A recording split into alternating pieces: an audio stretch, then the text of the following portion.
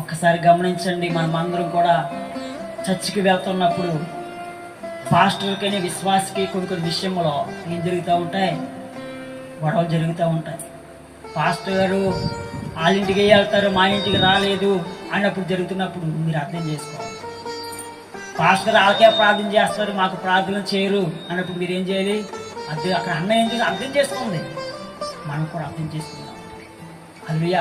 ఇక్కడ సేవకులు బట్టి దేవుడి సన్నిధికి రావట్లేదు, కానీ దేవుడు బట్టి దేవుడి సన్నిధికి వస్తున్నారు. సేవకులు బట్టి వచ్చిన వారు కొన్ని రోజులే ఉంటారు, అక్కడ దేవుడి గురించి వచ్చేవాళ్ళు ఎప్పుడూ ఉంటారు. హల్లెలూయా. మనం కూడా అన్నగల మనస్తత్వం, అన్న ఇటువంటిదో తెలుసా, కన్నీళ్ళు బయటకు కనపడుతున్నాయి, స్వరం బయటకు కనపడుతుంది. ఇది కన్నీళ్ళు బయటకు కనపడుతున్నాయి, స్వరం బయటకు కనపడతలేదు, నిధులు కలుపుతున్నాయి. అది అంతా కూడా దేవుడు అన్నాడు. హల్లెలూయా.